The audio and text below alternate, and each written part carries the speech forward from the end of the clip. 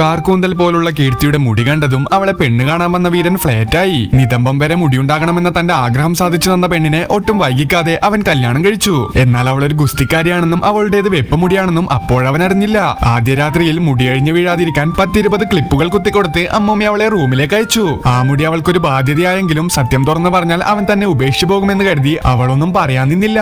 ആദ്യ രാത്രിയുടെ എഫക്റ്റിൽ പിറ്റേന്ന് രാവിലെ എഴുന്നേറ്റ് നോക്കിയതും അവളുടെ മുടി ഉറങ്ങുകയായിരുന്ന അവന്റെ അടിയിലായിരുന്നു ഉണ്ടായത്. അവളെ ഏറെ പണിപ്പെട്ട് ആ മുടി കൈക്കലാക്കി നേരെ ബാത്റൂമിലേക്ക് ഓടി കുളിച്ച് എല്ലാം സെറ്റാക്കി തിരിച്ചിറങ്ങി. എന്നാൽ അവിടെ നിന്നും പല്ല് തേക്കുകയായിരുന്ന അവൻ കുളിച്ചു കഴിഞ്ഞിട്ടും അവളുടെ മുടി നനഞ്ഞു കാണാഞ്ഞതിൽ അവൾ തല കുളിച്ചില്ല എന്ന് കരുതി വീണ്ടും അവളെ തിരിച്ച് ബാത്റൂമിലേക്ക് അയച്ചു. അതോടെ ആ വിഗ് എടുത്ത് തുണി അലക്കും പോലെ അലക്കി ഷാമ്പൂ ഒക്കെ ഇട്ട് സെറ്റാക്കി അവൾ വീണ്ടും തിരിച്ചിറങ്ങി. പിന്നീട് അവന്റെ ഇഷ്ടം പോലെ എല്ലാ ദിവസവും അവൾ വിഗിനെ കുളിപ്പിക്കാൻ തുടങ്ങിയതും ഒരു ദിവസം അവൾ അത് തോർത്താൻ വിട്ടുപോയി. ഇത് ശ്രദ്ധിച്ച അവൻ കർപ്പൂരമൊക്കെ ഇട്ട് പുകച്ച് ഭാര്യയുടെ കാർക്കൂന്തൽ മുടി സ്നേഹത്തോടെ ഉണക്കി കൊടുത്തു.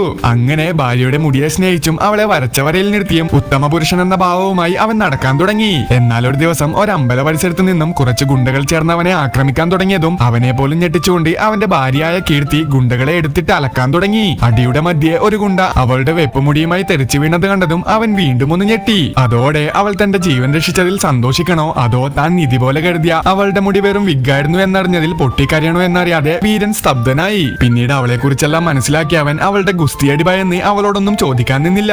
എന്നാൽ അന്നത്തെ അടിയുടെ എഫക്റ്റിൽ നാട്ടുകാർ മുഴുവനും അവനേക്കാളും അവളെ ബഹുമാനിക്കാൻ തുടങ്ങിയതോടെ അവൻ ഈഗോ അടിക്കുകയും അവളെ വീട്ടിൽ നിന്നും പുറത്താക്കുകയും ചെയ്തു. താൻ അവളെക്കാളും ശക്തനാണെന്ന് തെളിയിക്കാൻ 15 ദിവസം കൊണ്ട് തട്ടിക്കൂട്ടി ഗുസ്തി പഠിച്ച് അവളുമായി ഒരു ഗുസ്തി മത്സരത്തിന് അവൻ തയ്യാറായി. ഭർത്താവിന്റെ വെല്ലുവിളി സ്വീകരിച്ച് അവളും ആ മത്സരത്തിന് ഇറങ്ങിയെങ്കിലും മത്സരം തുടങ്ങി സെക്കൻഡുകൾക്കുള്ളിൽ അവൾ ബോധം കെട്ട് വീണു. പിന്നീട് അവൾ ഗർഭിണിയാണെന്ന് അറിഞ്ഞതും അവന്റെ മനസ്സ് മാറുകയും താൻ ചെയ്ത തെറ്റുകൾക്കൊക്കെ അവളോട് മാപ്പ് പറഞ്ഞ് അവളുടെ ഗുസ്തിക്ക് ഫുൾ സപ്പോർട്ട് നൽകി.